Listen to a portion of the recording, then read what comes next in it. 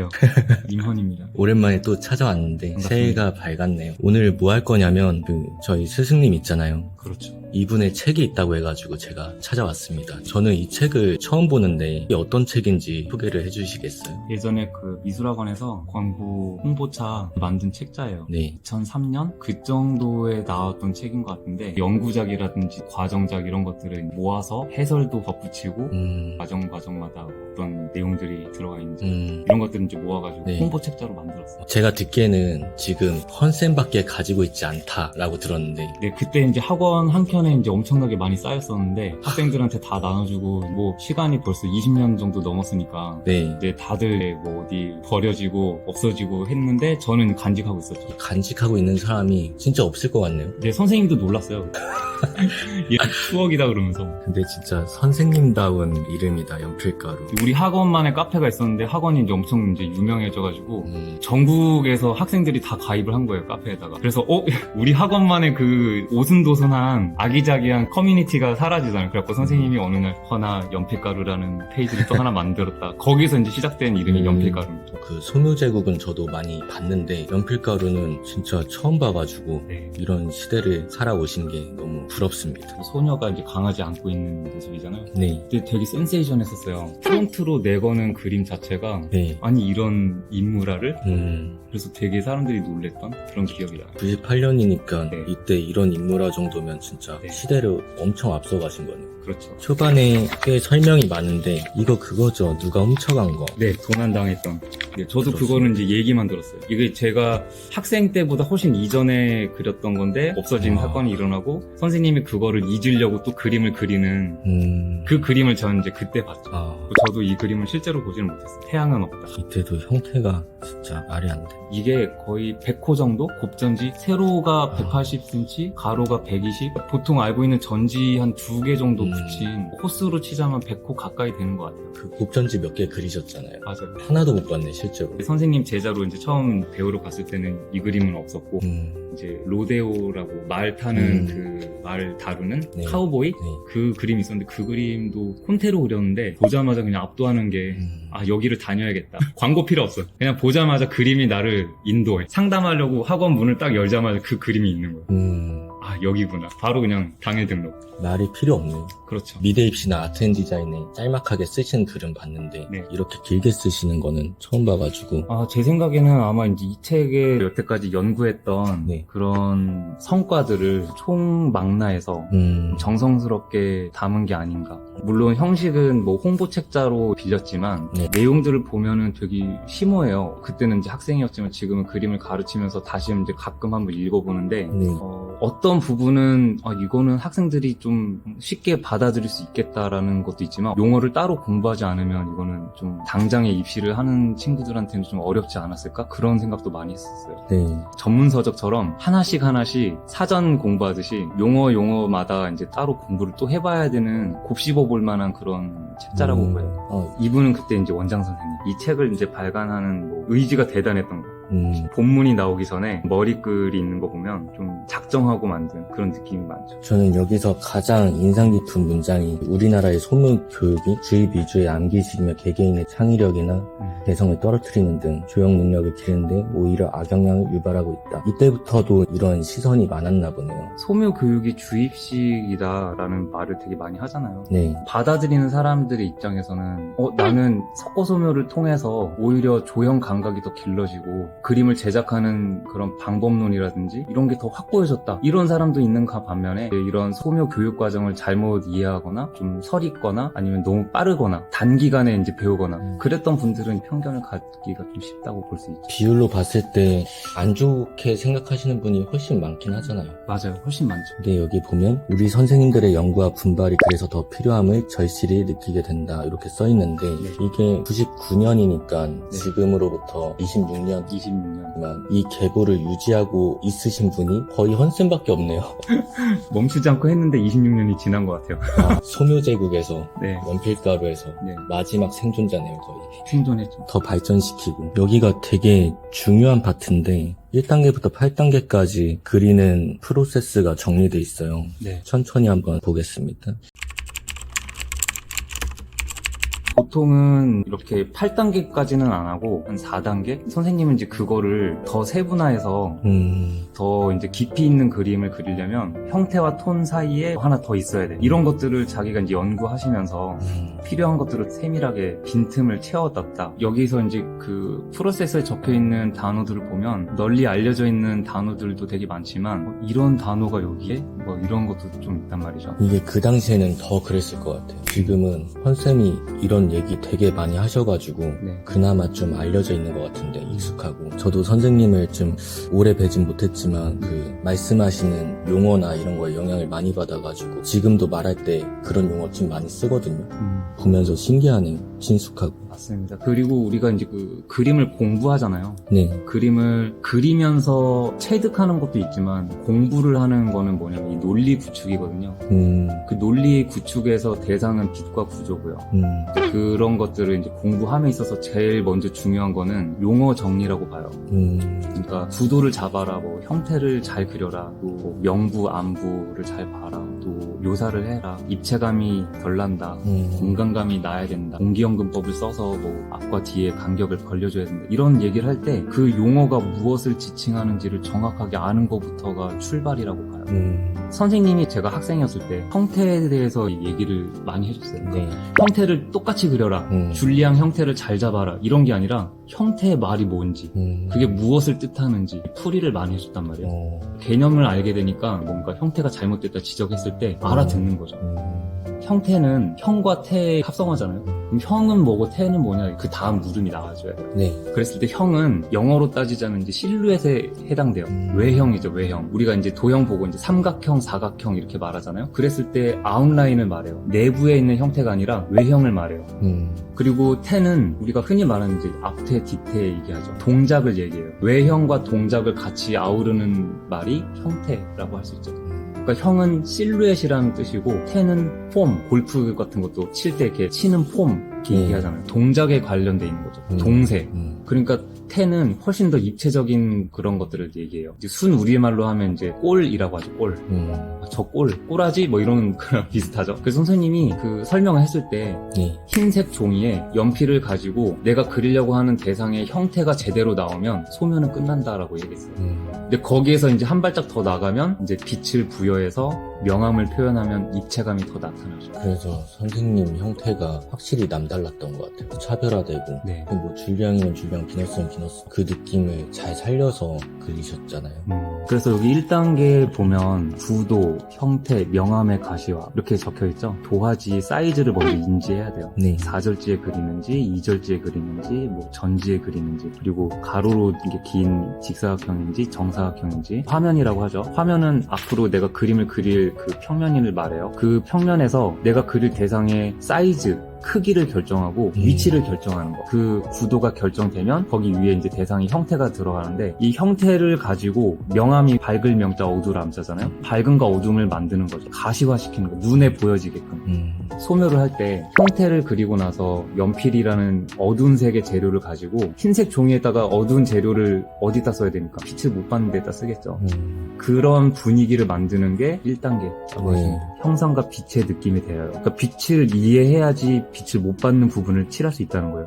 안정감 있게 포진하는 과정입니다. 안정감 있게 포진하는 과정은 연필로 한번 밑색을 살짝 깔아본다, 이런 느낌인 것 같아요. 두 번째, 정확도 물론 중요하지만 앞으로의 그림 진행에 방향성을 주는 역할을 해주어야 합니다. 이 음영을 통해서 빛 받는 부분과 받지 않는 부분에 톤으로서 분위기를 만들어준다는 거예요. 그러니까 이 그림이 좀 이렇게 시작했지만 앞으로는 어떻게 진행될 겁니다 라고 말해주는 거, 그게 이제 방향성이라고 말할 수 있죠. 이미 98년도에 이걸 쓰셨구나. 초보자들이 이제 많이 이런 실수를 하는데 처음부터 정확한 형태를 그리려고 그래요. 네. 거기서 이제 부담감이 심하게 걸리게 되고 조금만 틀려도 불안해하고 나는 소질이 없나 보다, 이런 생각을 하는 거죠.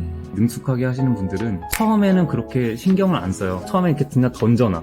던져놓고 그거를 깎고 다듬고 쪼물딱거리면서 점점 닮아가는 과정에서 기쁨을 느끼거든요. 그림 그리는 재미를 거기서 느껴요. 나는 그림 그리는 재미를 한 방에 잘 그렸을 때 그때 느낀다. 이거는 대단한 착각인 거예요. 그러면 좀 강박에 갇힐 수도 있고요. 보통 형태, 명암, 뭐 외곽 정리, 마무리 막 이런 식으로 단계를 나눠 놓잖아요. 네. 수행을 완벽하게 해야만 다음 단계로 넘어갈 수 있다라는 생각을 하시는 분들도 있고, 또 이게 안 되면 불안하니까 네. 좀 더 눈으로 확인하고 싶어가지고 네. 형태를 더 똑같이 잡으려고 하고. 네. 그래서 저도 학생들한테 알려주는 게 형태가 앞으로 있을 계획이니까 네, 맞아요. 계획을 최대한 담아놓고 넘어가는 과정이다라고 설명을 하는데, 이게 이미 써있네요. 그렇죠. 형태는 처음부터 끝까지 다 신경 써야 되거든요. 톤을 형성하는 과정이나 묘사를 하는 과정이나 마무리하거나 시작부터 끝까지 모든 전반의 과정에 걸쳐서 형태는 계속 신경 써야 돼요. 미션 클리어하듯이 뭐 클리어 절대 아니다. 그게 아닌 거죠. 그러니까 사실 이 그림 그리는 순서도 무자르듯이 이렇게 할 수는 없지만 그래도 이 초보자들이 개괄적으로 이해하기 쉽게끔 네. 이 단계에서는 뭐가 제일 대두가 되고 두 번째 단계에서는 1단계에서 만들어놨던 거를 딛고 나타나야 된다 이런 거죠. 그래서 선생님이 제가 학생 때 계속 강조했던 얘기가 뭐냐면 이런 그림을 그리는 제작 순서들을 공부할 때 이 순서는 이 순서에만 머무는 게 아니라 다음 과정을 위한 발판이 돼야 된다고 얘기했거든요. 그 발판이 되는 역할을 못하면 이건 좋은 과정이 아니라는 거죠.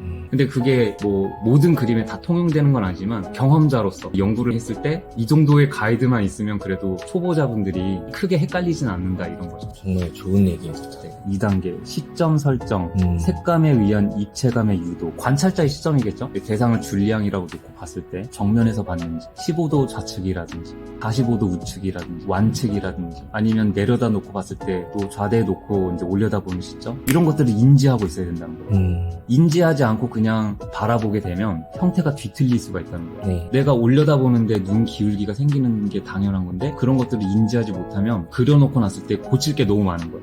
형태를 고쳐가면서 점점 정확하게 만든다고 했을 때 훈련을 많이 하게 되면 고칠 거리가 별로 없겠죠. 네. 그런 것들을 말해요. 그 훈련 과정에서 시점을 인지하고 들어가야 된다. 이런 게 이제 지금 두 번째 단계에서 설명이 된 거고. 자, 여기 보시면 전 단계에서 의도한 느낌대로 색감을 충만히 섭렵해서 큰 양감을 이루어가는 과정입니다. 여기서 이제 말하는 색감은 모노톤. 거리에 따라서 먼저 보여지거나 인식되는 곳부터 색감의 중량감을 유도하게 됩니다. 색을 몰아준다고 설명을 많이 했었어요. 여기가 주제부니까. 여기가 가장 앞에 있고. 이런 부분에서 명암 대비를 주게 되면 가깝게 느껴지거든요. 그래서 거리에 따라서 가깝게 보이는 곳과 멀리 있는 곳에서 먼저 보여지는 곳이 가깝게 되겠죠. 혹은 이런 경우가 있어요. 가깝고 멀리 있는데 멀리 있는 게 얼굴이야. 투사 석고상 알죠? 네. 투사가 나한테 얼굴 정면으로 오게 되면 팔이 어깨가 먼저 보이거든요. 근데 주제는 어디입니까? 뒤에 있는 얼굴이에요. 네. 그 부분들을 말하는 거예요. 먼저 보이는 거. 가깝게 보이는 것도 있지만 먼저 보이는 것도 중요하거든요. 왜냐면 석고상이라는 대상 자체가 인물을 베이스로 하기 때문에 소형 석고는 얼굴이 다잖아요. 두상이잖아요. 중형으로 넘어가면서부터 뭐 카라카라, 호머, 시저, 아리아스 이런 석고상부터는 스케일이 커지기 때문에 얼굴은 일부가 되는 거예요. 그래서 그 시점에 따라서 어떤 부분은 얼굴보다 더 가깝게 보이는 그런 부분이 있는데 그런 거리차라든지 아니면 주제, 눈에 먼저 보이는 부분들을 먼저 이렇게 선점해서 그 부분에 중량감을 실어준 거예요. 세 번째, 거리에 따른 밀도 있는 색감의 배열, 그리고 이게 이제 공간감을 유도한다. 큰 양감이 분위기에 맞게 유도가 되었다면 여기서도 전 단계에서 의도한 대로 느낀 대로잖아. 여기서도 앞 단계에서 만들었던 게 되었다면 이게 약간 그런 거예요. 순서도 아시죠? 우리 어렸을 때 그 프로그램을 짤 때 네. yes, no 있잖아요.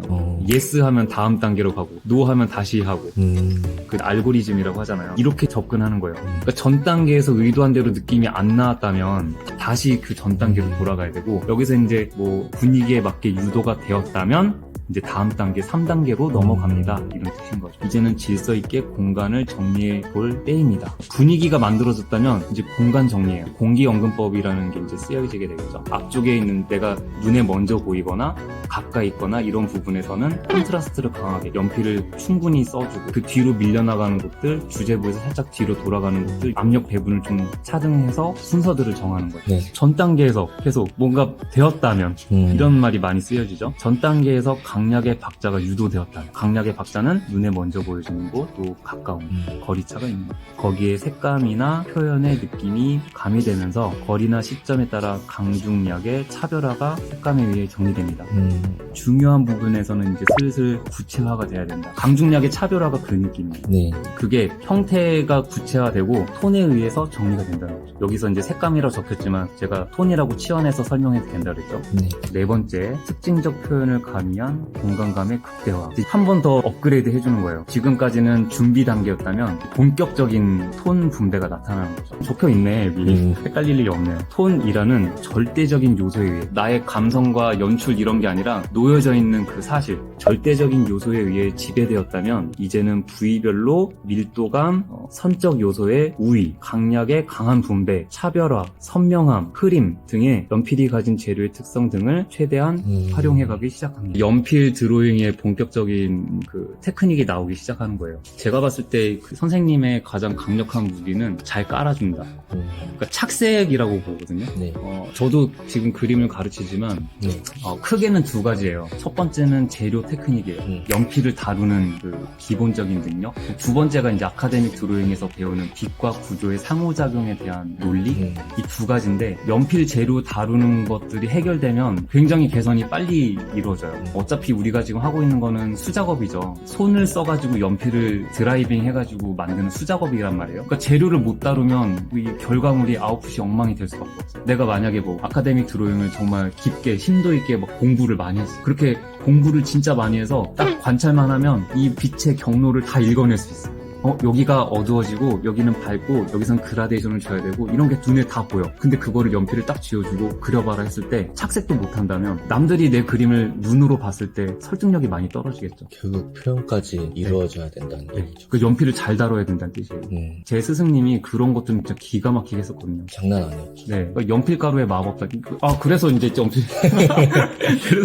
그래서 이 책자 이름이 연필가루. 그때는 선을 캐칭이나 네. 격자로 쌓아 올렸는데 이때부터 선생님은 네, 흑연 가루로 보는 거죠. 네. 그러니까 파우더로 보면 훨씬 더 그림의 해상도라든지 표현 범위 이런 것들을 작게 만드는 거죠. 말도 안 되는 접근이었을 텐데. 그러니까 이분은 이제 그때부터 이 재료에 대한 접근 방식이 달랐던 거예요. 그냥 입자로 보신 거예요. 네, 맞아요. 입자로 본 거죠. 오래 했다고 이게 되는 게 아니라 연구한 기간이 오래된 건 뿐인 거죠. 얼마나 많은 고민을 하셨을지. 근데 옆에서 이제 어깨너머로 보면 맨날 술 먹고 고민하고 술 먹고.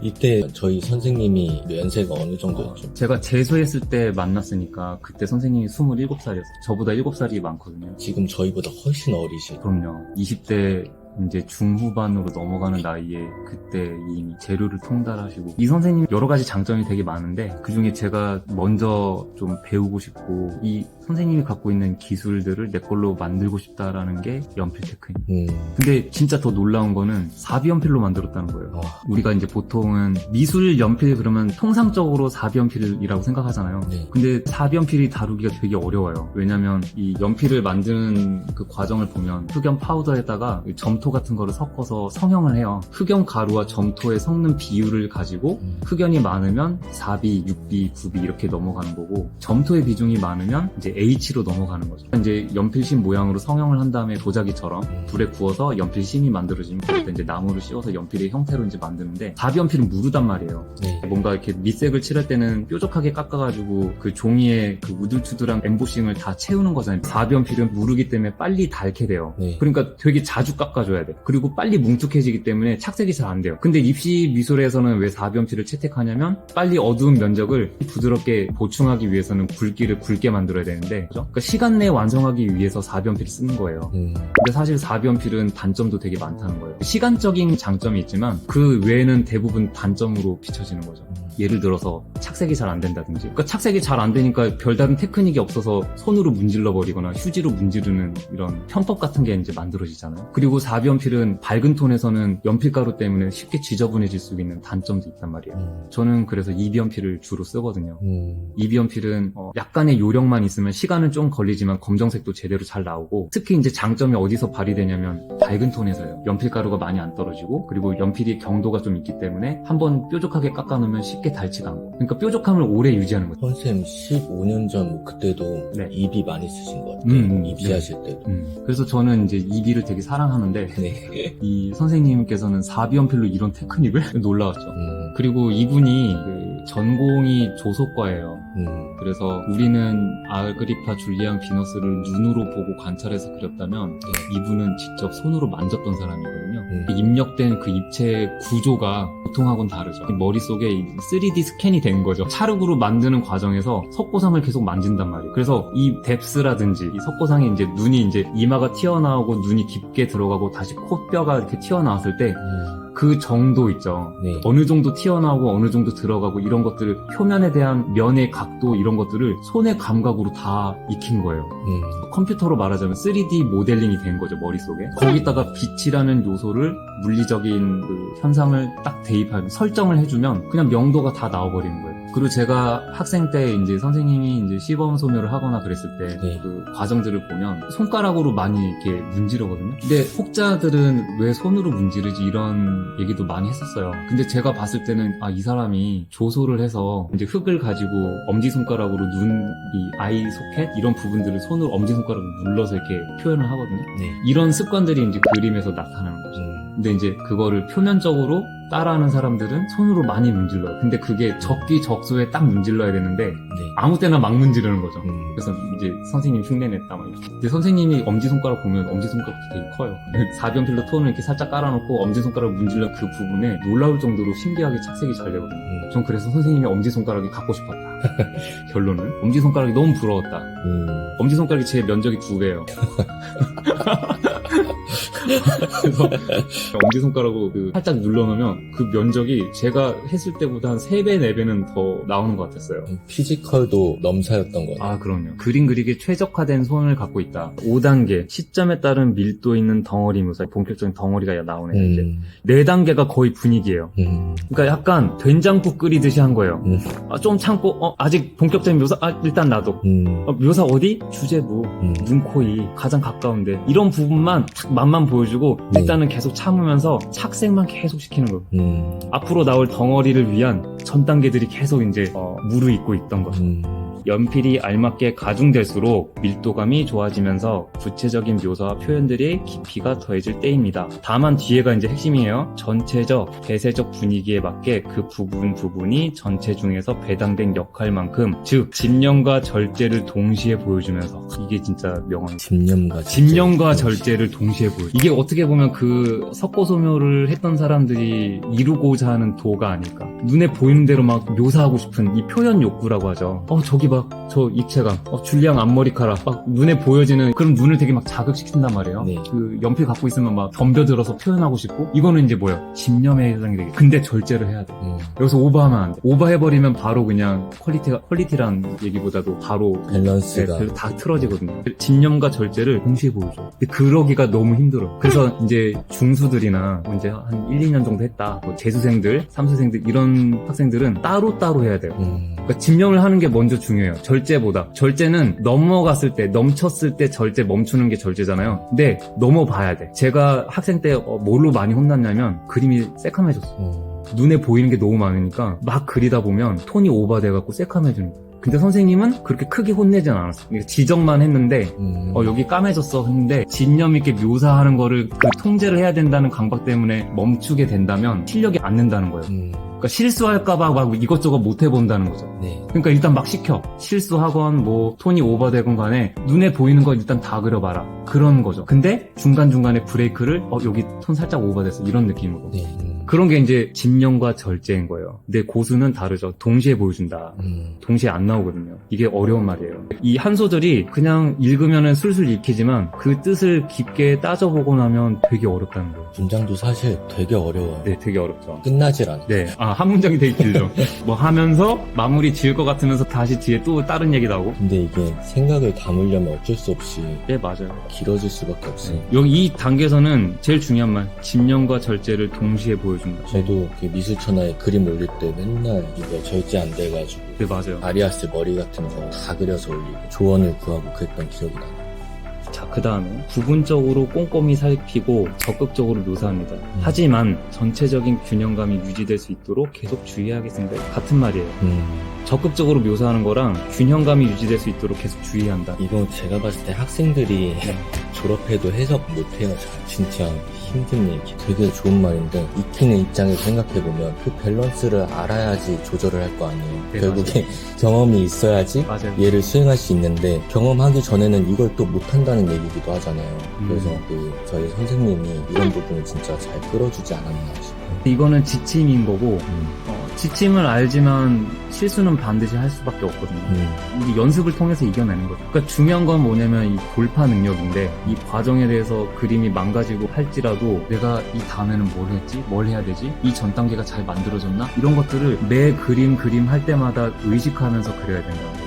그런 경험이 많아야지 다음 그림에서는 실수를 줄여주고 내가 가이드한 그 과정에 크게 벗어나지 않으면서 그림을 그리게 된다는 거죠.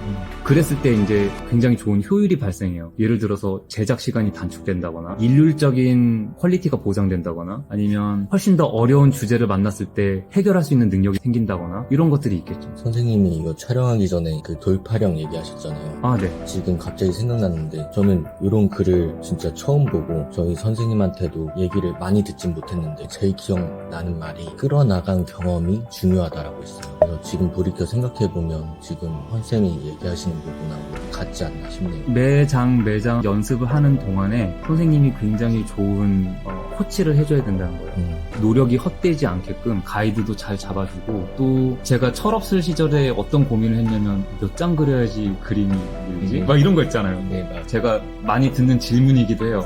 선생님 몇 달 정도 연습해야지 그림 실력이 느나요? 몇 장 그려야 돼? 도대체 몇 장 그려야 돼요? 그거는 본인이 결정하는 겁니다. 그 노력하는 한 장 한 장에 의미가 있어야 되거든요. 네. 의미 없는 400장, 500장은 진짜 의미 없어요. 자, 이번에는 6단계인데요. 공간의 규합, 조립, 1차 완성도. 여기서 이제 어려운 말이 나왔어요. 규합. 그때 당시 이거 규합이라는 말 듣고 충격 먹었어요. 뭐지? 규합이 여기에 뭐 쓰일 만한 건덕지가 있나? 규합, 조립 비슷한 뜻인 것 같아요. 막 눈 묘사 따로, 코 묘사 따로 이렇게 묘사는 집중해서 눈 따로 그리고 코 따로 그렸지만 얘네들이 이질감이 생기면 안 된다는 뜻이에요. 네. 그게 조립이 잘 되어 있다. 근데 거기서 이제 1차적인 완성도가 나와야 된다. 완성과 완성도 이 두 단어 어떻게 차이가 있냐면 완성은 내가 갖고 있는 정도에서 끝내는 거예요. 그러니까 내 수준에서는 이제 더 이상 손댈 데가 없다. 요게 마침표를 찍는 게 완성이에요. 근데 완성도는 그 완성된 수준의 정도예요. 그러니까 낮은 수준의 완성도를 가지고 완성시키냐 높은 수준의 완성도를 가지고 완성을 시키냐 이런 거예요. 그러니까 저 작품 완성도 높다 그러면 그 기본적인 완성이라는 틀에서 훨씬 더 높은 급의 처리가 들어갔을 때 완성도 높은 완성이 됐다라고 하는 거죠. 근데 여기서 이제 1차 완성도면 요 정도면 그래도 기본은 돼 있다라고 하는 첫 번째 이제 선인 것 같아요. 1차 완성도라는 말이 네. 여기 있었구나. 그러니까 그린 거 위에 한 번 더 그린데 밀도를 더 높인다 이런 뜻이에요. 그러니까 2차 완성, 최종 완성도가 나중에 이제 있겠죠. 편중되거나 또한 섬세하고 치밀한 진행에 의해 흐트러진 전체의 구조를 정확하게 바로잡아 가면서 안정감을 이끌어냅니다. 묘사하다가 튀는 거 잡아내는 거예요. 엄청나게 밝게 했는데 뒤로 나와서 보니까 여기가 밝은 게 좀 튀네? 흐트러진 전체 구조를 바로잡는 거죠. 전체적인 느낌에서 위배되면 솎아내고 채워넣고 이런 것들이죠. 전체적으로 자연스럽게 안정감을 이끌어내는 산만한 느낌을 하나로 묶으면서 여기저기 묘사했던 거를 하나로 묶는 거예요. 이게 이제 규합인 거죠. 근데 여기서 이제 제가 평소 때 강조드리는 석고소묘를 공부해야 되는 이유들이 나오는데 석고상은 흰색이죠.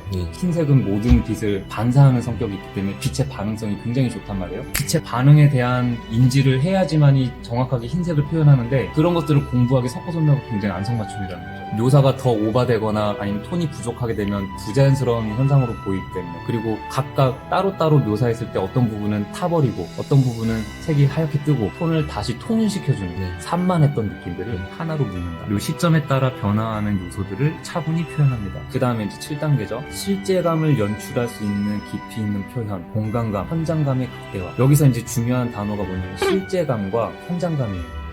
이 현장감이 뭐냐면 그냥 아그리파를 그렸다 이게 아니라 내가 진짜 아그리파를 눈으로 보고 있다 이 느낌. 근데 이 현장감과 실제감을 주려면 명암을 정확하게 집어넣는 수밖에 없어요. 우리가 시각적으로 사물들을 눈으로 봤을 때 인지하는 그 과정들을 보면 전부 다 이 빛의 현상들을 감지하는 거거든요. 감지한다는 코드를 맞춰줘야지 실제로 본 것처럼 착각하거든요. 그러니까 여기서 현장감이 극대화는 밸런스를 더 잡아줘라 이런 뜻이죠. 실제 빛의 현상들을 목도하듯이 전체적인 균형을 유지하면서 이제 흐트러지지 말라는 거예요. 한 작품이 만들어졌습니다. 1차 완성이 만들어졌습니다. 여기서부터 다시 한번 뒷심이 필요하다는 얘기예요. 다시 한번 깊이를 느껴봅니다. 실제 대상에서 보여지거나 느껴지는 근엄한 현장감. 이 선생님이 갖고 있는 장점의 두 번째. 그러니까 저한테 계속 강조했던 말씀들이었어요. 그림으로 끝나는 게 아니라 전달하고자 하는, 비록 석고소녀지만 그 선생님 밑에 후학들이 계속 나오고 석고소녀 매니아들이 계속 나오는 게 뭐냐면 그 선생님들의 이런 작업물들을 보고 감동을 받았다는 거거든요. 어떻게 석고상에서 이런 깊이감과 맛을 내지? 그런 느낌을 나도 내고 싶다 하면서 그림으로 빠져들게 되고 저변이 늘어나는 거 아니겠습니까? 제자들도 많이 생기고 이 선생님만이 갖고 있는 장점인 거예요. 줄리안 그렸어. 끝. 이게 아니라 더 표현하고 싶었던 게 있던 거죠. 그게 뭐냐? 근엄한 현장감. 딱 떠오르는 그림이 투구스녀 신상 정면. 맞습니다. 실제로 보고 싶은데. 저는 실제로 봤습니다. 보면은 놀래요. 보는 순간 압도당하는, 말은 안 했지만 그림으로 보여줘요.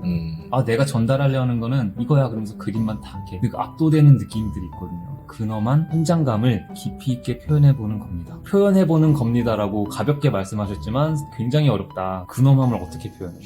학생 때를 지나서 저도 20년 넘게 그림을 그려고 연구한 결과 이 근엄함이라는 연출은 어디서 나오냐면 공기연금법을 잘 쓰지 않았나. 확실히 같은 거리라도 그 거리 차에서 나타나는 그 공간 있잖아요. 이 공간이라는 말은 한 화면에서 앞에 있는 물체랑 뒤에 있는 물체 사이에 있는 빈 간격을 말하거든요. 그 빈 간격에다가 공기라는 물리적 현상을 넣어서 빛이 산란되는 현상들을 콘트라스트의 변화로 표현하는 게 공기연금법이잖아요. 그거를 넣었을 때 줄량이 굉장히 거대해 보여. 그림으로 봤는데 50cm, 60cm 정도의 스케일이 아니라 이 줄량은 거의 한 80m 사이즈야. 그 80m의 스케일을 만들려면 가장 앞에 있는 눈, 코하고 뒤통수로 넘어가는 그 곳까지의 거리감, 그 사이에 비어있는 그 공간을 공기라는 요소를 넣어서 빛이 산란하는 효과를 이용해서 연출시킨 거죠. 지금 와서 이제 제가 연구한 거를 토대로 이제 비추어 본다면 단어로 근엄한 느낌을 말하자면 되게 어려운 단어. 그래서 이 단어 하나의 공부를 많이 해야 된다는 거예요. 이 책이 되게 중요하고 어떻게 보면은 교과서적인 그런 느낌이지만 제대로 공부하려면 단어 하나하나를 좀 더 깊이 있게 연구해야 된다. 그럴 필요성이 있다. 선생님이 학생 때 계속 해독하면서 지냈다고 들었어요. 연구하려고 많이 시간을 보냈죠.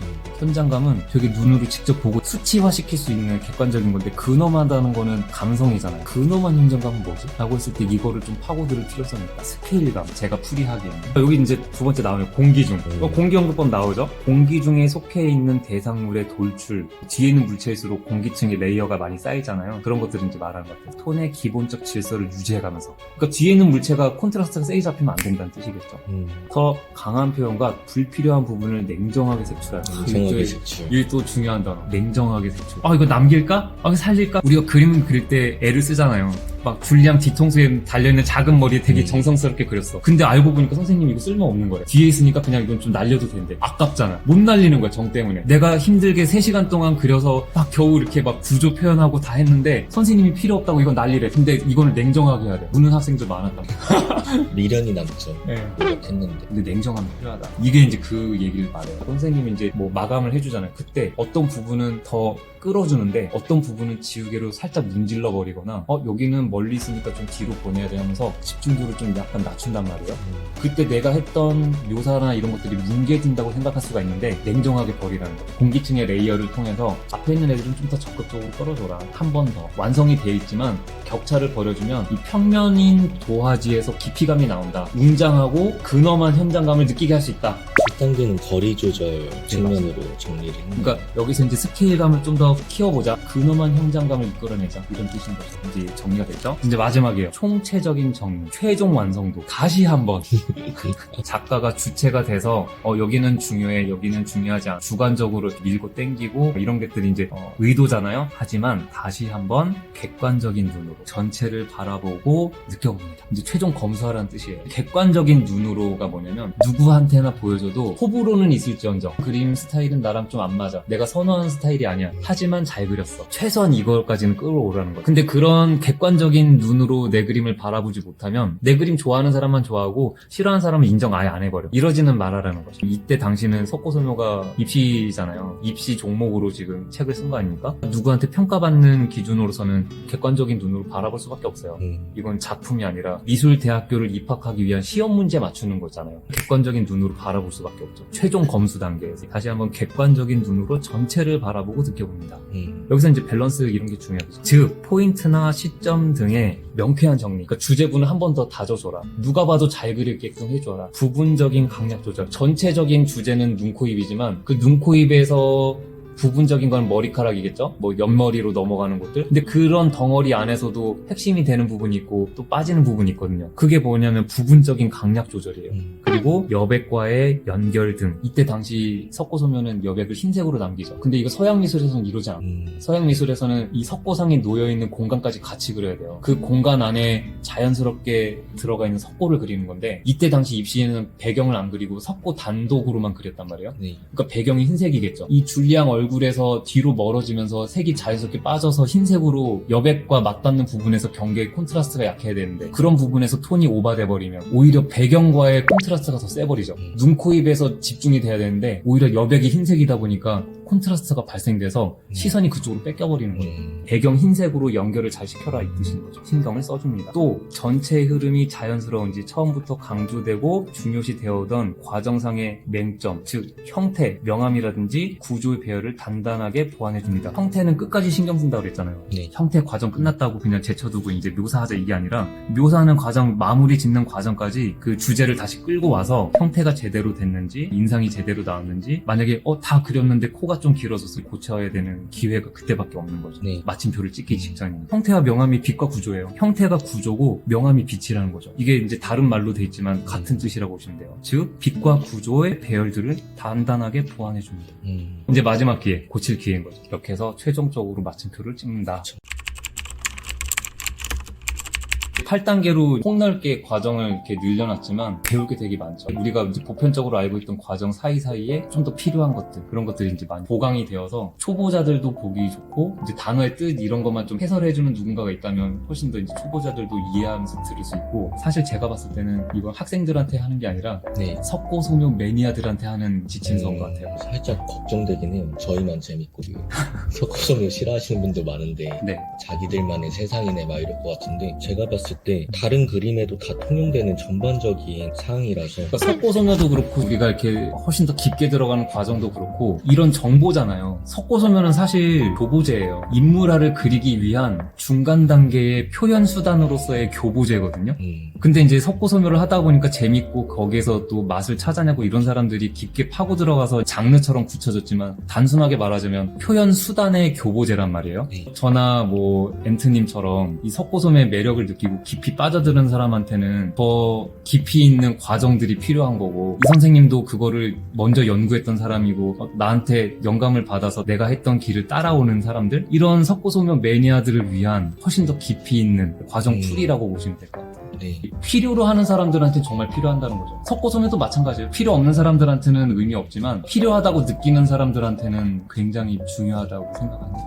8단계 확실히 이게 방대한 분량이라 단축시켜서 해설했는데도 이렇게 길어졌는데 많이 깊게 들어갔지만 개발적인 거고 대상의 난이도에 따라서 과정이 더 필요할 수도 있다는 거예요. 줄리앙 전신상이다. 그러면 과정 더 많이 넣어줘야 돼요. 제가 말씀드리는 이 빛과 구조에서 구조의 정보량이 많으면 많을수록 면의 개수도 많아지고 그 면의 개수가 많아진다는 건 곧 정보량이 많아진다는 거거든요. 근데 그 많아진 정보량을 소화를 해줘야 되잖아요. 그러려면 이 8개 단계보다 사이사이에 다른 단계들이 더 많아야 된다. 라는 거죠. 그림을 진행해보면서 경륜이 좀 쌓여야 돼요. 이 정도 정보량이면 한 5단계로 끝내도 되겠다. 얘는 갑자기 어려워졌네? 그러면 2단계 정도 더 해줘야겠다. 6단계, 7단계, 8단계에서 나타나는 비슷한 단어가 뭐냐면 다시 한 번이에요.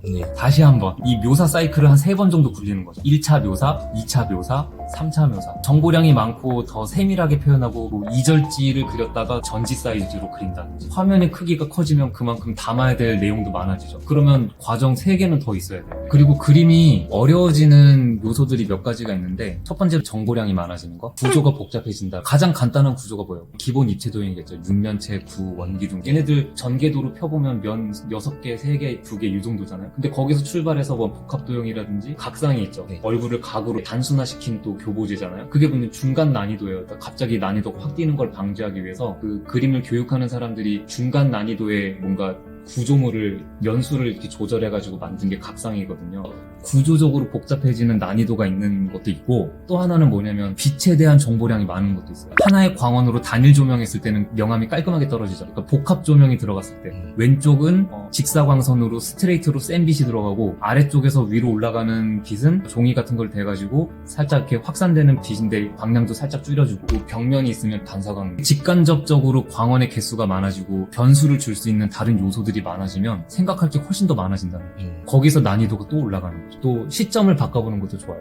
내려놓고 그려본다든지 다른 시점으로 그리기 때문에 생소한 비주얼이 보여지잖아요. 석고상을 눕혀놓는다든지 눈, 코, 의 기울기부터 다르게 들어가니까 눕혀서 그려놓고 다시 종이를 세워서 보면 다 기울기가 다 뒤틀려 있다. 여태까지 관념적으로 그렸었구나. 습관돼가지고. 네, 습관으로. 그러니까 많이 그리다 보니까 타성에 젖은 거죠. 네. 상황이 달라졌을 때, 세팅이 달라졌을 때 내가 거기서 얼마만큼 적응을 하고 돌파력이 약하면 그런 변수가 들어왔을 때 당황하게 되거든요. 근데 돌파력이 강력하면 뭐 지지고 볶고 해도 나는 소화할 수 있다 그런 거죠. 입시할 때는 확실히 그런 시간이 많이 주어지진 않는 것 같아요. 너무 짧죠. 그러니까 사실 석고소묘는 제가 봤을 때는 3, 4년도 너무 짧아요. 너무너무 짧아요. 석고소묘라는 장르를 배우는 거는 빛을 읽어내는 힘을 기르고 형태를 보는 비례를 보는 거죠. 형태를 본다는 건 그 비례를 본다는 거예요. 그런 내공을 기르는 건데 그 내공을 기르는데 3, 4년을 쓴다? 짧다는 거죠. 교육 자체가 네. 그런 부분으로 접근하기 어려운 것도 맞았고 과거에 네. 저희 선생님같이 연구하시는 분이 많진 않았었잖아요. 그래서 저희가 더 힘들지 않았었나. 석고소묘 배우시는 분들도 안 좋은 기억 너무 많고 습관적으로만 그리는 법을 배워가지고 선생님이 이렇게 남아가지고 계속 연구하시고 해주셔가지고 저도 발걸음이 자꾸 이쪽으로 오네요.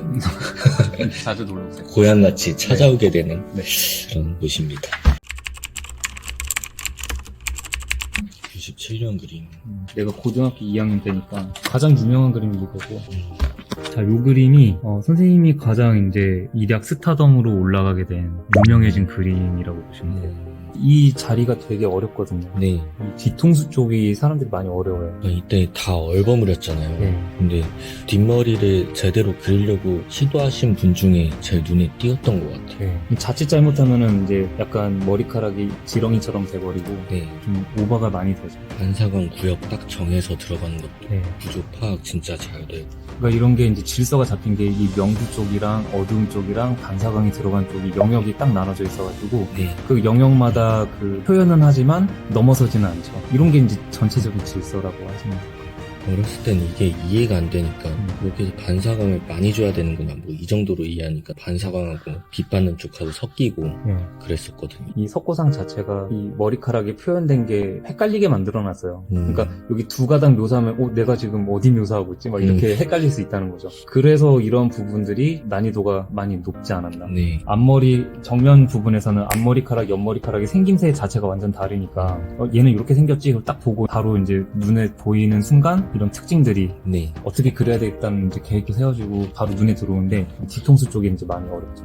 그래서 이제 그 어떤 학생들 중에서는 이런 부분이 이제 머리카락을 하나씩 구조 표현을 하는 게 아니라 그냥 대충 큰 구처럼 덩어리만 만들어 놓고 선을 막 쑤셔넣어요. 이제. 맞아. 터치 느낌으로 많이 이제 그걸 커버를 하죠. 저도 그렇게 배웠어요. 처음에 소묘를 고3 때. 그래서 그 습관이 진짜 안 없어지더라고요. 마지막까지. 이 그림도 참 좋은 것 같아요. 이런 느낌들이 이제 이 여백과 관계예요. 여백이 흰색이잖아요. 그러니까 콘트라스트를 이 눈, 코, 입 쪽에 몰아주고 나머지 쪽은 배경의 흰색으로 점점 이렇게 어우러지게끔 그러니까 안개 속에서 뭔가 나오는 그런 원리를 알았어야 되는데 참 이렇게 봤을 땐 전혀 모르니까 톤이나 느낌만 따라가게 되고 그리고 선생님이 옛날 그림들을 보면 확실히 그 흰색 느낌보다도 양감이라든지 이런 구조 표현들에 더 집중이 돼 있기 때문에 약간 탄 느낌도 없지 않아 있어요. 그러니까 99년 이전 그림들 보면. 근데 확실히 99년 정도를 기준으로 이 흰색 표현에 대한 완성도가 많이 높아졌어요. 이것도 엄청 유명한 그림이죠. 요때가 제가 이제 고3 때인데 네. 고3 때는 제가 이제 다른 학원에서 그림을 그렸었거든요. 근데 이때 이제 선생님 그림을 잡지에서 본 첫 번째 그림. 그때 당시에 이 정도 그림의 이제 완성도가 없었으니까. 네. 처음 보고 나서 센세이션이죠. 아, 이때 그랜나루 같은 것도 그냥 대충 묶어가지고 이렇게 처리하고 막 그런 시대인데 단 같은 것도 이런 두께감 같은 거 신경 안 쓰고 막 그릴 텐데 진짜 이쪽 머리도 그렇죠. 그러니까요. 멀어지는 부분까지 저기 입체감 내면서 적극적으로 묘사를 했지만 밸런스가 굉장히 잘 잡혀있다. 그러니까 영화 같은 것도 보면은 엑스트라가 튀면 안 되잖아요. 네. 이런 부분에서는 그 주인공의 역할을 하고 멀리 떨어져 있는 부분들은 보조하는 역할, 그러니까 각자 위치와 공간에 맞는 역할을 다 하고 있는 거죠. 네, 저희 선생님한테 제일 좋아하는 부분이 생략할 때도 그냥 확 날려버리는 게 아니라 최대한 살려주면서 생략의 의미를 제일 잘 알고 계신 분 중에 한 분이 아닌가. 얘는 지금 우리 시점에서는 주제부지만 다른 시점에서는 멀리 외곽으로 가거나 거리가 멀어졌을 때 얘도 이렇게 생략이 되겠구나.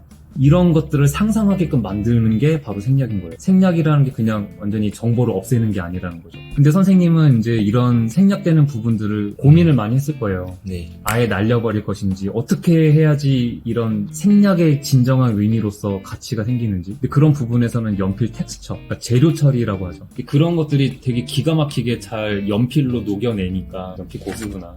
와, 이 그림 아리아스 정면 진짜 힘든데. 아리아스가 또 고개를 숙이고 있어서 이렇게 정면으로 아래쪽에서 이렇게 올려다보면 그 시점 자체가 근엄해질 수밖에 없어요.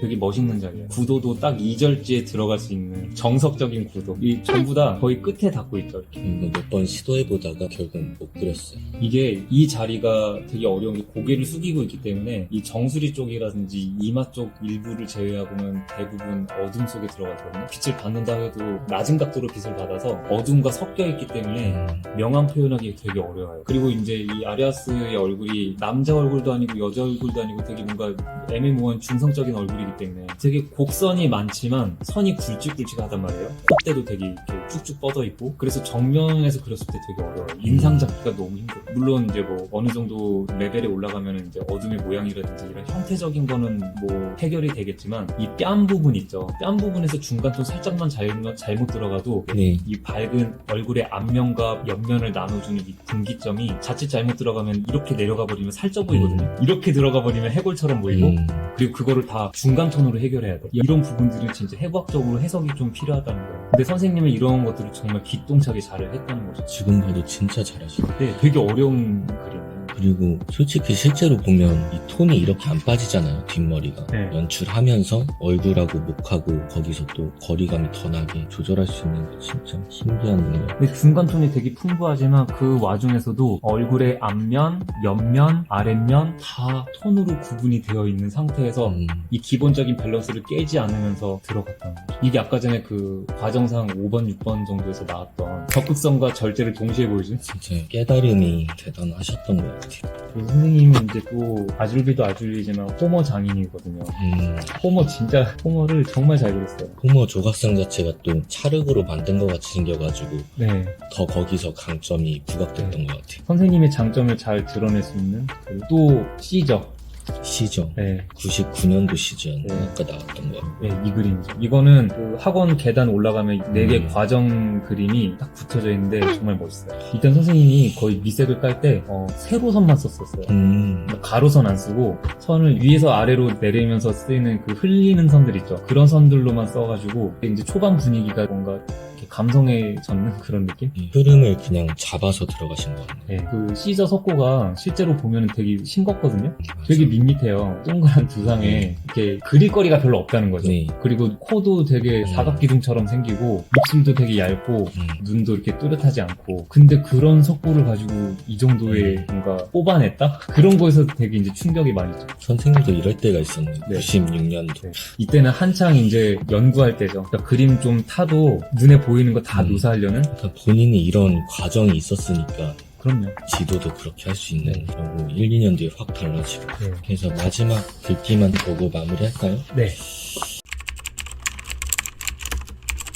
보는 법이 정말 중요하죠. 자, 첫 번째, 선생님의 가르침에 유념하라. 너무 이제 뻔한 얘기. 가르침에 유념해야죠. 두 번째, 모르는 것은 절대 그냥 넘어가지 말라. 귀찮아서 그냥 넘어가는 경우가 되게 많아요. 타협하게 되잖아요. 선생님이 설명했어. 자, 알아들었죠? 그러면 고개를 끄덕거리는데 이 진짜 무슨 뜻인지 모르는 경우 있죠. 이 모르는 것을 아는 게 중요하거든요. 헛고소명뿐만 아니라 뭔가 그림을 배웠어. 빛을 읽어내는 걸 배웠어. 근데 그거를 내가 제대로 알고 있는지 모르고 있는지를 알아야 돼요. 근데 그거를 감별할 수 있는 가장 좋은 방법은 누군가한테 가르쳐보는 거예요. 만약에 내가 뭐 그림자를 작도하는 방법을 배웠다? 그러면 배우는 걸로 끝나는 게 아니라 일반인들한테 한번 가르쳐보는 거예요. 그림과 전혀 관련 없는 엄마 내가 그림자 작도하는 거 알려줄게 하고 알려줘봐요. 근데 엄마가 그거를 따라했어.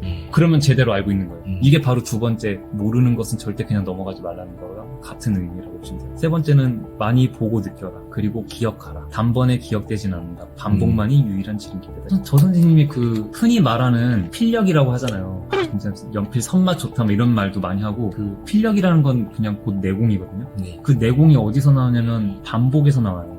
약간 기능적인 면으로 비춰질 수도 있지만 뭐 수작업인 그림이니까 어쩔 수 없는 거죠. 숙련도죠. 네, 숙련이 되어 있는 게 기본이라고 봐요. 숙련이 안 돼 있으면 어필이 안 되거든요. 미술을 공부하는 거에 있어서 아름다움의 가치를 만들어내지 못해요. 숙련에 대한 그 깊은 남다른 이해가 있고 그게 부사가 되었을 때 정말 잘한다라는 그 가치, 미적 가치가 생기는 거죠. 근데 그런 것들을 수반할 수 없다는 거죠. 그 연습을 하지 않으면. 그러니까 우리가 평상시 때 이런 반복 훈련을 하는 것도 실제 그림을 그렸을 때 자유로워지려고 하는 거예요. 손이 굳고 녹슬었다. 연필을 사용하는 감을 점점 잃게 된다. 그러면은 실제로 그림을 그렸을 때 엄청난 괴로움에 부딪히게 되거든요. 연습 부족인 거예요. 곧 반복이 부족한 거죠. 이 얘기를 뜻하는 거예요. 이렇게 하게 되면 눈에 보이는 것도 자연스럽게 잘 들어온다. 세 번째, 도구를 썼다고 탓할 건 없다. 재어보지 않고 기울기나 비례를 어찌 알랴. 르네상스 대가들도 투시트를 썼다네. 계측할 때 도구 쓰는 거에 대해서 네. 너무 부끄러워하지 말라. 그러니까 뭐 그림을 그릴 때 뭐 형태에 대한 거겠죠? 근데 수단과 방법을 가리지 말라는 뜻이에요. 자, 그 다음에 빛이 곧 형태다. 어둠의 생김새, 특히 그림자 모양의 이미지를 좌우한다. 우리나라에서는 이제 외국에서 쓰는 말들을 번역한 거잖아요. 네. 섀도우 드로잉이라고 하거든요. 그러니까 빛을 표현할 때 어두움을 같이 동반해서 표현하는 거예요. 어두움을 표현하면 곧 빛을 표현한 거랑 같은 의미니까요. 근데 이제 종이는 흰색이고 재료는 검정색이다 보니까 검정색인 재료, 뭐 목탄이 될 수도 있고 콘테가 될 수도 있고 연필이 될 수도 있고 이 어두운 색을 갖고 있는 재료를 그림자 쪽에서 쓰는 거죠. 어두운 쪽에. 빛은 곧 형태다. 형태를 빛으로 읽어내고 그 빛을 못 받는 부분들을 어두운 재료를 가지고 써라 뭐 이런 뜻인 거예요. 그림자 모양의 이미지를 보는 것과 하게 생겼으리라고 믿는 것은 다르다. 본 것을 믿어야 한다. 이게 무슨 뜻이냐면 실질적으로 관찰하라는 거예요. 실측을 하라는 거죠. 그리고 뭐뭐 하게 생겼으리라고 믿는 거는 관념적인 거예요. 뭐뭐 하게 생겼으리라고 믿으면 시점에 따라서 적응을 하지 못해요. 본 것을 믿어야 한다. 기울기 같은 것도 더 크게 잡고 그러잖아요. 네. 되게 주관적으로 좀 더 객관적으로 확인 작업 거쳐서 하라는 의미인 것 같네요. 네. 화지는 평판이다. 그 평면에 길이를 만들어 공간을 느껴라. 그것은 매직이다. 서양 미술에서 르네상스 시대 때 그림 그리는 방법들이 개발되고 만든 거죠. 이건 발명인 거예요. 눈으로 보고 감지된 거를 그냥 읊어대는 그런 그림이 아니라 방법론으로 뭔가 표상체계로 만들어서 시스템화해가지고 평면에다가 입체를 구현시키는 방법들을 발명한 거거든요. 인류가 만들어낸 되게 위대한 발명품 중에 하나인 거예요. 이렇게 생각하면 이런 기술들은 마술이라는 거죠. 사람의 힘으로, 생각의 힘으로 빛을 가지고 2차원에서 3차원을 구현시키는 것. 마술 같은 기술이다. 그런 거죠. 하나의 유산 같은 느낌으로 네. 잘 물려받고. 네. 물체의 모양도 중요하지만 여백의 모양 또한 중요하다. 비어있는 공간을 보아라. 여백과 물체의 빈 공간의 면적 비례 이런 것들. 그리고 형태를 직선으로만 그린 것은 매우 멍청한 것이다. 곡선도 충분히 잘 활용하라는 거죠. 자, 그리고 그 다음 페이지를 넘겨보면 그림 배우고 그리기라는 제목이 있죠. 네. 그림 그리는 방법을 배운다는 것은 사물을 정확히 보는 방법을 배우는 것과 동일하다. 그러니까 그림 그리는 거를 배우는 거는 보는 법을 배우는 거예요. 근데 보는 방법을 배웠을 때 이제 무엇을 관찰해야 되는지 우리 눈에 들어오는 이런 시각적 정보를 어떻게 데이터화 시키는지 이런 거거든요. 그러니까 좀 구체적으로 예를 들자면 빛은 어디에서 오는지, 또 광량은 어느 정도 되는지, 이 물체한테 떨어지는 조명은 몇 개인지, 또 이 물체의 고유색은 어떤 색인지, 빛을 반사하는 특성 있죠. 뭐 정반사한다든지 남반사한다든지, 그러니까 광택의 유무 정도, 또 바닥 색깔은 무엇인지, 바닥이 밝게 되면 반사광도 세게 올라갈 것이고, 검정색 바닥이면 빛을 흡수하기 때문에 반사광을 적게 올라가겠죠. 그러니까 이런 것들을 데이터화해서 그림 그리는 계획으로 사용하게끔 쓰는 거죠. 이제 통칭해서 보는 법이라고 이제 설명할 수 있어요. 정확하게 보는 방법을 제대로 배우게 되면 그림은 자연스럽게 다음 단추로 연장될 수 있다. 화가는 그림을 손으로 그리는 것이 아니라 눈으로 그린다. 같은 말이죠. 무엇을 보든지 간에 그것을 명확하게 볼 수 있다면 역시 그릴 수도 있다. 이렇게 하기 위해서는 많은 관심과 노력이 요구되나 자기 이름을 쓸 수 있을 정도의 민첩한 손놀림만으로도 충분하다. 중요한 것은 명확하게 관찰하는 일이다. 자, 여기서 이제 놓치기 쉬운 말이 있어요. 선생님이 굉장히 저한테 이제 많이 자주 얘기했던 건데 이건 재능과 소질에 관한 얘기랑 좀 겹치는 걸 수 있어요. 우리가 그림을 그리기 위해서는 엄청나게 뭐 넘사벽인 소질과 재능이 있어야지 그림을 그릴 수 있냐? 이렇게 생각할 수가 있잖아요. 여기서 이제 뭐라고 적혀있냐면 자기 이름을 쓸 수 있을 정도의 민첩한 손놀림 정도로만 충분하다. 견출지 있죠. 내가 이름을 써야 될 공간 있잖아요. 그 공간에다 내 이름을 쓸 때 내 이름이 홍길동이다 그러면 홍길동을 썼을 때 길자가 가운데에 있을 거를 예측하고 홍자를 쓴단 말이에요. 이 정도의 비례 감각만 갖고 있어도 그림을 그릴 수 있다는 거예요. 이 말뜻이 이거예요. 그러니까 그냥 언뜻 읽고 넘어가면 몰라요. 이 비례에 대한 얘기거든요. 이 정도 소질만 있어도 그러니까 누구나 다 할 수 있다는 거죠. 충분하다. 중요한 것은 명확하게 관찰하는 일이다. 이 정도의 소질만 가지고도 관찰하는 법을 제대로 배우면 그림 다 잘 그릴 수 있다 이 뜻인 거예요. 이렇게 해석이 되죠. 이게 바로 그림 배우고 그리기입니다. 자, 그리기, 그리는 방법 또는 모방, 그리고 창조성, 가로치고 개성이죠. 역설 3개가 나오네요. 교사들은 그리는 기술을 가르치면서 학생들의 예술적 창조력을 방해하거나 손상시킬까봐 두려워한다. 그런데도 예술에 재능이 있는 학생을 고르는 기준은 대개 사실적으로 그리는 능력이다. 객관적으로 표현한 거를 봤을 때 이 친구는 이 표현에 대한 감이 있구나. 그런 기준을 가지고 예술에 재능이 있는지 없는지, 수단이 목적을 대체할 수 없기 때문에 경계하면서도 이런 수단이 그림을 그릴 수 있는지 아닌지를 판별하는 기준이 될 수밖에 없기 때문에 이렇게 말할 수가 있다는 거죠. 역설 2번째, 금세기 최고의 창조적 예술가인 피카소는 스스로도 천사처럼 그릴 수 있을 정도라고 말하는 고전적 그림 기술을 체계적으로 배웠다. 그러니까 사실적으로 그리는 걸 기반을 가지고 이런 실력을 기반으로 다른 방법들을 모색하고 했던 거죠. 근데 기반이 없으면 창조되는 것들이 좀 설득력이 떨어질 수 있다. 이런 게 아닐까 싶습니다. 3번째, 예술사에서 중요한 위치를 차지하는 화가들은 자신의 창조성에 해를 끼치지 않고도 그리는 방법을 배웠다. 금세기 와서만이 창조성의 손상에 대한 두려움이 그림 지도를 막아왔다. 이렇게 생각하셨구나. 역설인 거죠. 그림을 그린다는 거는 설득이거든요. 객관적으로 잘 그리면 진짜 같다라는 설득을 당하잖아요. 그거를 게을리하지도 말고 수단에 매몰돼서 창조적인 생각이라든지 비전을 보여줘야지, 이런 것도 게을리하지 말아라 라는 거죠. 둘 중에 뭐 하나 포기하고 그냥 한쪽으로 치우쳐져라 이런 건 아닌 거죠. 이러지 말아라 라는 거죠. 이제 이런 파트가 이제 그런 내용이 아닐까 싶습니다. 자, 이제 거의 마지막이네요. 그림 읽기. 만일 내가 누군가에게 보는 법을 가르칠 수 있다면 그도 그림을 그릴 수 있을 것이다. 가르쳐야 할 것은 보는 법, 그것이다. 보는 법 중에 가장 원시적인 방법이지만 가장 효과적인 방법은 우리들이 그렇게 싫어하는 모방이다. 너무나 단순한 그림 그리기 때문일까? 그러니까 단순하기 때문에 그렇게 싫어하는 걸까? 모방하는 게 평가절하된다는 거죠.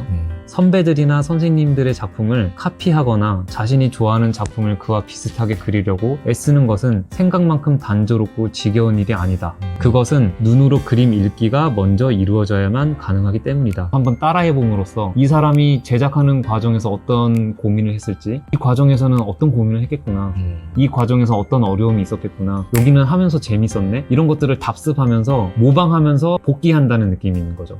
눈으로 그림을 읽음으로써 그림의 주제가 된 대상, 뭐 석고가 될 수도 있고 정물이 될 수도 있고 간접적으로 이해하여 직접 그 대상을 그릴 때 많은 것을 볼 수 있고 느낄 수 있게 된다. 제가 학생 때 네. 커리큘럼은 아니었지만 선생님이 자기 그림 그 이절지 있죠. 네. 그거를 직접 주시면서 이거 똑같이 복사하듯이 그려보라고 했었던 적도 있거든요. 네. 근데 그게 되게 도움이 많이 됐어요. 어쨌든 제가 선생님한테 그림을 배우려고 이제 선생님을 찾아간 거고 그런 이유들이 그냥 단지 석고 소묘를 잘하는 것도 있지만 그 선생님만이 갖고 있는 연필을 풀어나가는 방식이라든지 또 그림을 그렸을 때 이 정도의 내공이면 철학도 엄청나게 깊단 말이죠. 그런 얘기를 직접 들음으로써 좀 닮아가고 싶었던 느낌도 많거든요. 네. 수많은 제자들이 아마 그랬을 거예요. 그 당시 때는. 근데 그거만큼 좋은 게 카피해보는 거거든요. 네. 카피해보는 것만큼 좋은 게 또 없어요. 그러면서 선생님이 했던 고민도 내가 한번 뒤를 밟아가면서 같이 한번 느껴보고 거기서 이제 선생님이 바로 앞에 계시니까 물어보기도 하고 선생님 여기 제가 해보니까 좀 되게 어렵던데 이건 어떻게 풀어나왔어요? 이렇게 물어볼 수도 있죠. 그 선생님은 했던 그림이니까 이제 에피소드들을 풀어낼 수 있겠죠. 뭐가 어려웠고 이 부분에서는 이렇게 해주는 게 맛이야 뭐 이런 식으로 네. 여기서는 좀 더 강조를 해줘야 돼. 그리고 카피라는 거는 그냥 따라 그리는 게 아니에요. 이 선생님이 말하는 카피는 거의 복사본과 원본을 구분할 수 없을 정도로 어떤 게 복사본이지? 어떤 게 학생이 그린 거지? 그 정도까지를 말하는 거예요. 학생이 그 선생님 그림을 카피했을 때 내공이 부족하기 때문에 달라진 부분들이 있잖아요. 그런 부분들을 정확하게 지적할 수가 있겠죠. 이 부분은 지금 여기서 톤이 좀 더 어둡게 나와야 돼. 여기선 블랙이 요 정도만 쓰여야 돼. 뭐 이런 식이 되겠죠. 그런 것들이 공부할 때 좀 학습의 효율을 높인다. 그 얘기인 거죠. 자, 다음 챕터. 말로 그리기와 손으로 그리기. 한 학생에게 초상화 그리는 시범을 보이면서 나는 내가 하고 있는 것을 설명하려 하였다. 그러나 이상하게 설명하는 도중에 자꾸 말이 끊기는 것이다. 계속 말을 이어야겠다고 머릿속으로 생각은 하지만 실제로는 그렇게 할 수가 없었다. 그러니까 시범을 계속 보이는데 이거를 말로 설명해야 되는데 말이 안 떨어진다는 거예요. 다시 말을 하려고 애쓰면 이번엔 그림이 되지 않았다. 무엇이 문제일까? 왜 그리면서 동시에 말할 수 없는 걸까? 보이는 것을 말로 표현하는 데는 많은 어려움이 있다. 그래서 다음과 같은 말이 진리로 받아들여진다. 백문이 불여일견이라. 제 생각에는 이때는 선생님이 아직 20대 중반이었고 능숙하지 못한 약간 왜냐면 이 뒤로 한 몇 년 뒤에는 정말 날아다녔거든요. 네. 시범 보이면서 막 얘기 막 다 하고 능수능란해졌단 말이에요. 근데 이제 그 정도가 아니었을 때 이제 작성한 글이라서 저도 그랬어요. 저도 초보 강사였을 때 뭔가 시범을 보이거나 학생들한테 그림을 교정했을 때 손으로 막 교정한단 말이에요. 근데 그거를 말로 하려는 그런 생각 때문에 손이 끊기는 거예요. 그래서 연필을 내려놓고 설명하거나 또 설명이 다 끝나고 그림 그릴 때는 말을 안 하고 그림만 그리거나 네. 약간 이제 분업하는 거죠. 그림으로 보여줄 파트 또 그걸 연필을 내려놓고 설명할 파트 이렇게 분리했었는데 저도 이제 뭐 10년 20년 정도 그림 가르치는 일을 계속 했기 때문에 이제 능숙해져 가지고 그림 그리면서 여기는 뭐 때문에 이렇게 한 거고 뭐 이런 게 이제 그림 그리는 동시에 설명도 가능하게 된 거죠. 선생님이 이제 교육자로서 과도기 때 이제 모습인 것 같아요. 이렇게 저희 선생님 일대기라고 해야 되나? 초반에 수업하실 때 내용들을 저는 처음 보게 되었는데 아직도 제가 생각하고 있고 다 적용시키지 못한 그런 내용들을 이때부터 생각하고 계셨구나 알려주시고 그래서 헌쌤이 부럽네요. 이 책자가 저도 받은 지 30년 가까이 됐잖아요. 네. 근데 그때 받아놓고 소중하니까 이제 장롱 한 곳에 이제 박아놓다가 제가 이제 좀 헤매거나 그럴 때 이제 가끔 꺼내다 보고 정리하고 그런 게 이제 다였단 말이죠. 근데 마침 또 기회가 돼가지고 옛날 그 고서를 꺼내서 원래 이거 흰 장갑 끼고 만져야 되는 거 아닙니까? 그죠? 유물 다루듯이. 맞아요. 그래서 이제 제가 이 책을 가지고 공부했을 때 단어 하나하나의 의미를 곱씹으면서 했던 것들을 앤트님하고 같이 이제 한번 해설의 시간을 갖는 뜻깊은 시간이었고요. 또 새록새록하네요. 되게 좋은 시간이었습니다. 선생님의 옛날 그림도 다시 한번 보게 되고 언제 또 실제로 보러 가는 네. 콘텐츠 찍어보도록 하고 저는 선생님들이 이런 과정을 거치면서 네. 표현을 굉장히 많이 해보고 헌쌤 같은 경우에는 모노크롬 H님 같은 경우에는 수학이나 물리학 이런 부분까지 더 공부해가지고 부족한 빈틈을 메꾸고 계시잖아요. 계속 연구하면서 부족한 부분들을 채우고 그럴 때 이제 또 재미를 느끼고 제가 생각하기에는 네. 이런 과정이 선행되어야지 그런 빈틈을 발견할 수 있고 네. 그거를 다른 공부들로 채울 수 있는데 네. 이게 앞뒤가 바뀌면 안 되겠다라는 생각을 해보고요. 근데 중요한 거는 그런 것 같아요. 물리적 특성을 공부하고 이런 거 다 좋죠. 네. 진짜 중요한 거는 그런 정보들은 되게 널려 있단 말이에요. 조금만 찾아보면 다 디깅할 수 있고 디깅하면 되게 전문가 수준으로 그냥 자료가 쏟아져 나오거든요. 그런 정보를 가지고 그림 그리는 논리로 변환시키는 그런 체계를 구축하는 그런 게 정말 중요하죠. 빛, 수직으로 빛 받는 곳이 제일 밝다 뭐 그거 누가 모릅니까? 근데 그거를 진짜 실제 그림에서 적용하고 그림으로 증명해야지 이론이 잘 정립됐구나 라고 할 수 있는데 결과에서 느껴지지 않는다. 그러면 그거는 의미가 없는 거죠. 습득이 안 된 정보들을 나열하기보다는 네. 확실히 습득해서 자신만의 노하우로 네. 융합하는 과정까지 네. 이뤄야 될 것 같아요, 진짜로. 그것들을 통해서 진짜 본질적으로 갖춰져야 될 것은 제가 지금 다루고 있는 분야는 미술이라는 거대한 그 영역에서도 구체적으로 이제 장르를 좁히자면 인물화, 정물화, 풍경화 요 정도가 되겠죠. 네. 그랬을 때 그런 지식들이 수단이 돼서 결과물로 도출됐을 때 이 결과물이 갖게 되는 미적 가치가 제일 중요하다는 거예요. 근데 그런 미적 가치를 만들지 못하면 이런 수단들이 다 무효가 된다는 거죠. 의미를 꼭 만들어 봐야겠네요. 네, 그게 이제 가장 우선되는 가치인 거예요. 미적 가치. 저도 경각심을 가지고 그림 자체 장르를 이해하기 위해서 좀 더 힘써보는 계기가 된 것 같습니다. 오늘도 감사했습니다. 아, 저도 감사합니다.